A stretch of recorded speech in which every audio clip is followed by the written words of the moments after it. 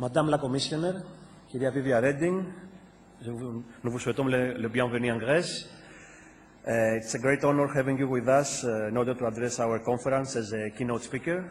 Madame Reding, please proceed to the floor.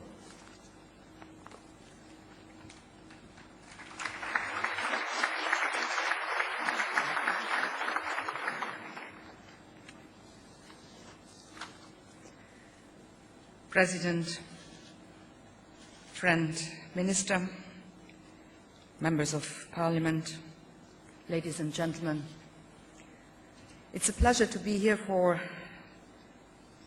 a year again.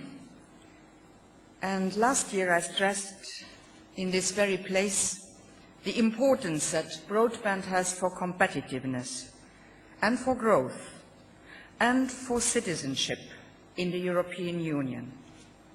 I applauded the efforts made by the industry and by the Greek authority to boost the deployment and the adoption of broadband, and I must say, 1 year later, well, the efforts start to pay off. There has been a very positive development in broadband take-up in Greece. The penetration rate has doubled in a year's time. It was 4% in January 2007. It is 9% in January 2008. That is the most rapid development in Europe. And I believe that setting concrete targets through the Greek digital strategy has been decisive in achieving this significant improvement. And the Greek government was very ambitious when it committed to reach the EU average penetration rate by 2009. That means you have to double again, because the average broadband penetration in Europe is 20%. Our best performers are nearly reaching 40%. You are now 9–10%. So if you continue to double each year, you will reach very quickly the goal. Let me also praise the valuable work that the Greek National Regulatory Authority is carrying out in a very independent and impartial manner. For example, promoting co-location and unbundling to the local loop, which has allowed alternative operators to invest and to develop new services, and which has developed also competition. And you know that the keys to progress are competition, new products, innovation, higher access speed, and lower prices. So you are on the right way. Unfortunately, many of the decisions of the regulators cannot be put in practice because they are blocked in the courts. Take-up is also dependent on the availability of broadband networks. Today in Europe, 93% of the population is able to subscribe to a broadband connection, 80% in rural areas as a European average.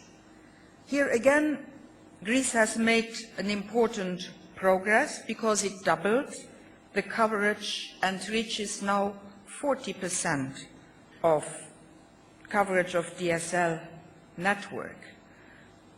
That might sound impressive, but if you look at the hardest part of the problem, then you see that there is still room for going ahead, because the narrowband dial-up connections are functionally obsolete everywhere in Europe. But in Greece, 70% of the households are still connected to the internet through narrowband access. And so really you have to work on this if you want to have a progress. But why, could you ask, is it so important to have high-speed access to the internet? Now, given our high and rising labor costs, we Europeans are above all dependent on the productivity gains. And the productivity gains are brought by high-speed internet economy. So if we want to keep our quality of life, meet the pressures of the aging population, and fight the global competition, to have high-speed internet connections is the only way out. And it is even more true when, like in Greece, the inflation is running at over 4% per annum, when the labor costs are rising by 7% last year, and when there is a widening current account deficit that already stands at 14%. More than most other member states, you need a productivity miracle. And this productivity miracle can only be brought by the high-speed internet economy. Because this is a driver of economic growth and reform. You know that 77% of the European businesses have a broadband connection. And here I must say that the Greek business community is doing rather well, because they moved up in this respect from 58% last year to 72% this year. This is a good progress, but it is still only number 19 in Europe. Public services also are increasingly delivered via broadband connections.